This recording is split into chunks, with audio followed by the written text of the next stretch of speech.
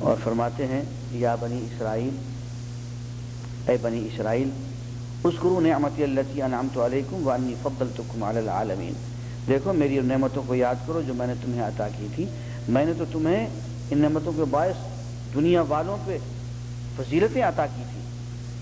واتقوا یوما، اس دن سے ڈرتے رہنا، لا تجزی نفس عن نفس شیئا، کوئی ایک شخص کسی دوسرے شخص کے کام نہیں آ سکے گا،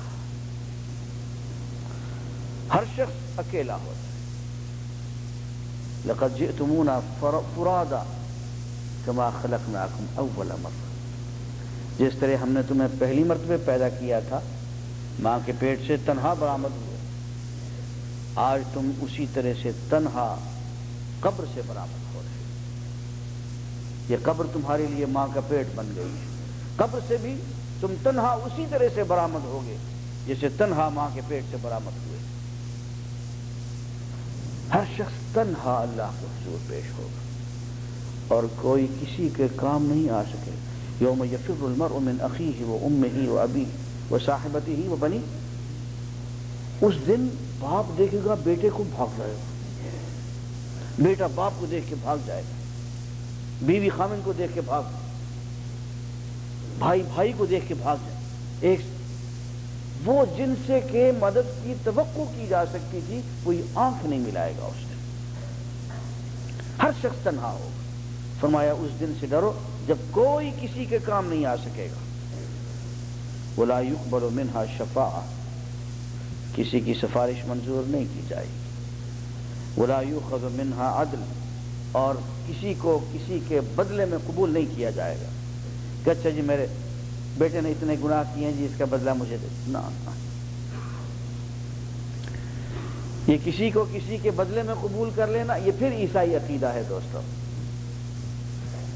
قتل میں نے کیا، گناہ میں نے کیا، چوری میں نے کی، زنا میں نے کیا، اور میری جگہ عیسی علیہ السلام سولی پہ لٹک گئے، لا حول ولا قوت الا باللہ، کرے کوئی اور بھرے کوئی، یہ عدل کے خلاف ہے دوستو۔ کوئی کسی کی جگہ پہ سزا نہیں بھگت سکتا، کوئی کسی کی جگہ، کیا کہتے ہیں وہ خاص لفظ ہے اس کے لیے، ہاں بوجھ نہیں اٹھا سکتا، نہیں وہ ایک خاص لفظ ہے کہ اس کی جگہ پہ خمیازہ نہیں بھگت سکتے، خاص لفظ یہ لوگ استعمال کرتے ہیں جی، نہیں بارن تو یاد آ جائے گا۔ کوئی کسی کی جگہ سزا نہیں بھگت سکتا، ہر ایک کو اپنا بوجھ خود اٹھانا پڑے گا۔ باپ ہے تو بیٹے کا بوجھ نہیں اٹھا سکے گا، اور نبی ہے تو امت کا بوجھ نہیں اٹھا سکے گا، وہ امت کے لیے سفارش کر دے گا، امت کے لیے دعا کر دے گا، لیکن ایسا نہیں ہے کہ ساری امت گناہ کرے اس کی جگہ نبی کو پکڑ کے اس کی گردن کھونٹ دی جائے، اس کو سولی پہ لٹکا دیا جائے، اور پہلے چونکہ اس کو سولی پہ لٹکا دیا اب تم جو چاہو کرتے پھرو، لا حول ولا قوت الا باللہ۔ اب تمہیں کھلی چھٹی ہے، صرف اس کا نام لے لو، اور اس کا نام لینے کے بعد چوریاں کرو، زنا کرو، قتل کرو، دہشت گردی کرو، پوری دنیا کے اندر جرم پھیلا دو، ساری دنیا کو بدامنی اور قتل و غارت سے بھر دو، اس لیے کہ وہ پہلے تمہیں بخشوا کے چلا گیا ہے۔ اس سے بڑی ظلم کی بات اس دنیا میں نہیں ہو سکتی۔ کفارہ، کہ چونکہ تمہارا کفارہ، یہ لفظ ہے، تمہارا کفارہ حضرت عیسیٰ علیہ السلام پہلے دے چکے ہیں، اب صرف اتنی سی کسر ہے کہ تم ان کا نام لے لو، ان کو مان لو، ان پہ ایمان لے آؤ۔ اب چونکہ تمہارا کفارہ وہ دے چکے ہیں، اس لیے اب تم جتنے گناہ کرو گے ان گناہوں کے بدلے میں وہ چونکہ اپنی جان دے چکے ہیں، یہ سارے گناہ خود بخود معاف ہو جائیں گے۔ لا حول ولا قوت الا باللہ، اس سے بڑی ظلم کی بات نہیں ہو سکتی۔ اور کیا بچوں والی بات ہے کہ استنجا پہلے ہو گیا اور فراغت بعد میں ہو رہی ہے، لا حول ولا قوت الا باللہ۔ فرمایا کہ یہ عدل کے خلاف ہے، قرآن کہتا ہے کہ ایسا کبھی نہیں ہوگا۔ ولا يقبل منها شفاعة ولا يؤخذ منها عدل، کسی کو کسی کے بدلے بطور کفارہ کے کبھی قبول نہیں کیا جائے گا۔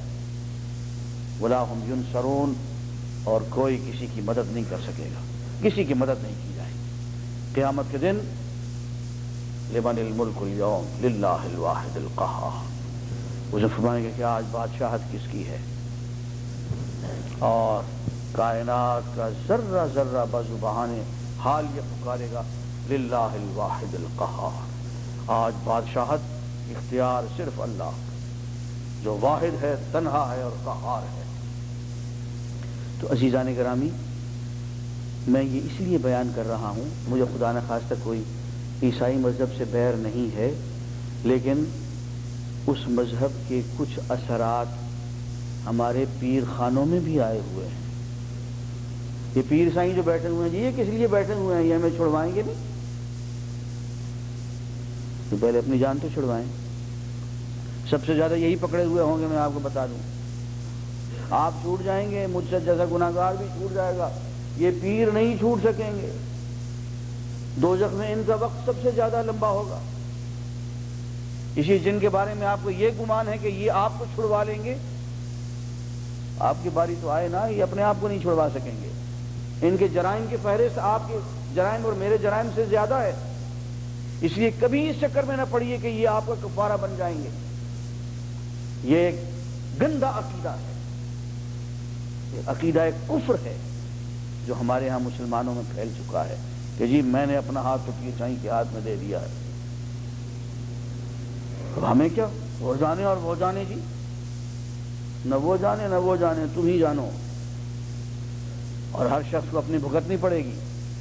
اور آپ کو پتا ہے، میں یہ لطیفہ ہر سال سنایا کرتا ہوں کہ وہ پیر سائیں کو آ کے ہاتھ ملایا نا کسی نے، مرید نے، تو شکار کو پہچانتے رہے کہ یہ شکار ہے کون سا، پہچان نہ سکے۔ وہ دیہاتی تھا بیچارہ ذہین، اس نے کہا ذہین پچھاتا جی، پہچانا ہے مجھے؟ نہیں پہچانا تو نہیں، یہاں نہیں پہچانا تو وہاں کیا پہچانو۔ کوئی کسی کا بدلہ نہیں بن سکتا۔ پیر صاحب اپنی خیر منائیں، اور میاں اس دن تو انبیاء کو ہمت نہیں ہوگی شفاعت کرنے کی۔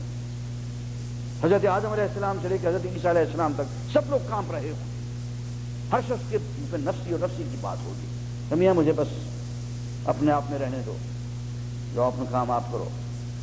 آدم کہیں گے یار ابراہیم کے پاس چلے جاؤ، ابراہیم کہیں گے یار وہ موسیٰ کے پاس چلے جاؤ، اس کی زیادہ بات چیت ہے اللہ تعالیٰ سے، ٹالتے چلے جائیں گے۔ کوئی اللہ کا نبی، کوئی اللہ کا رسول کسی کی سفارش نہیں کر سکے گا، صرف محمد رسول اللہ صلی اللہ علیہ وآلہ وسلم تنہا وہ ذات گرامی ہے جو صرف سجدے میں گر جائیں گے، زبان سے کچھ نہیں عرض کریں گے، صرف طویل سجدہ کریں گے۔ اور یہ وہ وقت ہوگا جب کہ لوگ کھڑے کھڑے تنگ آ جائیں گے، ابھی حساب نہیں ہو رہا ہو، اسے شفاعت کبریٰ کہتے ہیں۔ تم ان جھنڈے شاہ کی اور گھوڑے شاہ کی بات کرتے ہو، میں عیسیٰ علیہ السلام کی اور موسیٰ علیہ السلام کی اور نوح علیہ السلام کی بات کرتا ہوں کہ انہیں اس دن یارہ نہیں ہوگا گفتگو کرنے کی، ان کا کلیجہ پانی ہو رہا ہوگا۔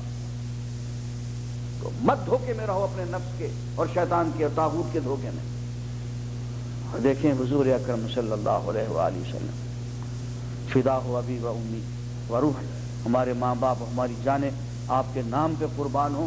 کیا بات سکھائی ہے انہوں نے؟ اپنے انتہائی عزیز اور محبوب لخت جگر سیدہ فاطمہ سے کہتے ہیں کہ یا فاطمہ اعملی اعملی اعملی، اے فاطمہ خود عمل کر، خود عمل کر، خود عمل کر، اس غرے میں نہ رہنا کہ میں محمد رسول اللہ کی بیٹی ہوں۔ کس دھوکے میں ہمیں یہ لوگ رکھتے ہیں؟ کیوں ہمیں یہ لوگ دھوکہ دیتے ہیں؟ کیوں تم لوگ دھوکہ کھاتے ہو؟ یہ لوگ شیاطین ہیں، یہ لوگ طواغیت ہیں، یہ اس دنیا میں صرف ہمیں دھوکہ دے کے آخرت ہماری برباد کر رہے ہیں۔ اپنی آخرت تو ان کی برباد ہے ہی۔ اس لیے اس آیت پہ غور، لا تجزی نفس عن نفس شیئا، کوئی نفس کسی دوسرے نفس کے بدلے میں کوئی جزا نہیں دے سکے گا، کوئی کفارہ نہیں بن سکے گا، کوئی کسی کے کام نہیں آ سکے گا۔ اور فرمایا کہ من ذا الذی یشفع عندہ الا باذنہ۔ الفاظ کی زیر و بم پہ غور کریں، من ذا الذی، وہ ہوتا کون ہے؟ لفظی ترجمہ کر رہا ہوں، من ذا الذی، وہ ہوتا کون ہے؟ یشفع عندہ، جو اس کے ہاں شفاعت کر سکے، الا باذنہ، اس کی اجازت کے بغیر۔ تو عزیزان گرامی، یہاں پہ یہ اہم مسئلہ ہے شفاعت کا، اس کو غور سے سمجھ لیں۔ شفاعت کا ہم انکار نہیں کرتے، لیکن سب سے پہلے شفاعت صرف وہ ذات گرامی کرے گی جسے اللہ کی طرف سے اجازت ہوگی، اور شفاعت صرف اس کے لیے ہوگی جس کے لیے وہ اجازت دے گا۔ یہ کوئی بچوں کا کھیل نہیں ہے کہ دہشت گردیاں کی ہوئی ہوں، قوموں کی قومیں الٹا دی ہوں، برباد کر دی ہوں، ملکوں کو ٹکڑے ٹکڑے کر دیا ہو، انسانوں کے خون کے ہولی کھیلی ہوئی ہو، اور کسی پیر گھوڑے شاہ کے ہاتھ میں ہاتھ دے دیں اور بیڑا پار ہو جائے۔ یہ گھوڑے شاہ پہلے اپنی خیر بنا۔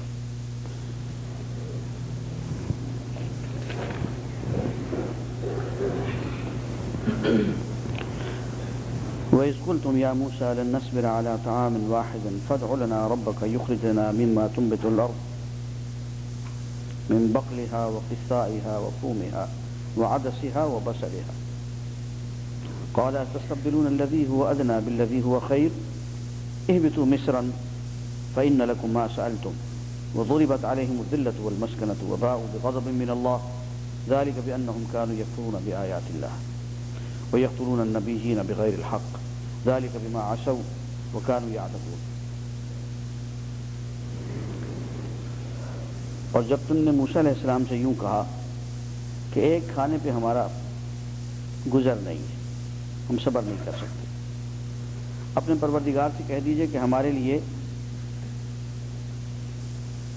کچھ اور انتظام کرے، ہمارے لیے اگائے زمین میں سے وہ چیزیں جو عام طور پہ اگتی ہیں، ساگ، ککڑی، لہسن، مسور، پیاز، ان کو جی چاہ رہا ہے۔ تو انہوں نے فرمایا کیا ادنا چیز کے بدلے میں ادنا چیز کو مانگتے ہو بہتر چیز کے بدلے میں؟ اگر ایسا ہے تو پھر شہر چلے جاؤ، وہاں تمہیں سب کچھ مل جائے گا۔ میرے ساتھ کی زندگی، جہاد کی زندگی، کیمپ لائف چھوڑ دو، جاؤ شہروں میں بیٹھو، مکانات پختہ موجود ہیں، وہاں زمینیں بھی ہیں، ان میں ہل بھی چلاؤ۔ بات یہ ہے کہ بنی اسرائیل کو اپنی غلامی کا دور یاد آ گیا، جب قبطی لوگ انہیں مار مار کے ان سے فصلیں اگواتے تھے، اور یہ فصلیں جس میں کہ یہ ساری چیزیں ساگ اور ککڑی اور مسور کی دال، یہ قبطیوں کو پکا پکا کے اگا کے کھلاتے تھے اور کچھ خود بھی کھا لیتے تھے۔ تو وہ غلامی کا دور انہیں یاد آیا، اور وہ غلامانہ ذہنیت پھر سے عود کر آئی۔ اللہ کے نبی کا ساتھ، دوستو، اس سے بڑی نعمت اس دنیا میں کوئی نہیں ہوتی۔ اللہ کے نبی کا ساتھ، ہر دم جہاد، ہر دم تبلیغ، ہر دم اصلاح، ہر دم ذکر الہی، ہر دم قرب الہی، اس پہ شکر کرنے کی بجائے وہ پھر اسی غلامانہ ذہنیت کے ساتھ اسی غلامانہ زندگی کی طرف انہوں نے لوٹنا چاہا۔ اللہ تعالیٰ نے تو ان کے لیے انتظامات کیے ہوئے تھے، ان کو نوکر چاکر دے رکھے تھے، ان کے لیے پکے پکائے بٹیر کا گوشت اور تیتر کا گوشت اس کا انتظام کیا ہوا تھا، ان کے لیے پکی پکائی سویٹ ڈشز کا انتظام کیا ہوا تھا، ان کے سارے انتظامات اللہ تعالیٰ نے کیے ہوئے تھے، ان کے رزق کا، ان کے نان نفقے کا، کھانے پینے کا، لباس کا، نوکر چاکر کا، پورے انتظامات۔ اور بس یہ کہ دیکھو یہ انتظامات ہماری طرف سے جاری رہیں گے، تم ہمارے نبی کا ساتھ دو، جس کام کے لیے تمہیں پیدا کیا ہے وہ یہ ہے کہ اللہ کے نبی پہ ایمان لاؤ، جو میں نے پیغام بھیجا ہے اس پیغام کو سمجھو، قبول کرو، آگے پھیلاؤ، نافذ کرو، رکاوٹ آتی ہے تو جہاد کرو۔ اس کام کے لیے تمہیں پیدا کیا گیا۔ تمہیں یہ سبزیاں اگانے کے لیے دنیا کی اور قوموں کو ہم نے رکھا ہوا ہے، جیسے جب تک تم اگا کے اوروں کو کھلاتے رہے ہو، اب اور لوگ اگا کے تمہیں کھلائیں گے، تمہاری چاکری کریں گے، تم جہاد کرو۔ عزیزان گرامی، ایک راز کی بات آپ سے عرض کر دوں کہ اللہ تعالیٰ نے ہمارے رزق کا انتظام خود کیا ہوا ہے۔ ہمیں یہ مسور کی دال اور ککڑیاں اگانے کے لیے نہیں پیدا کیا،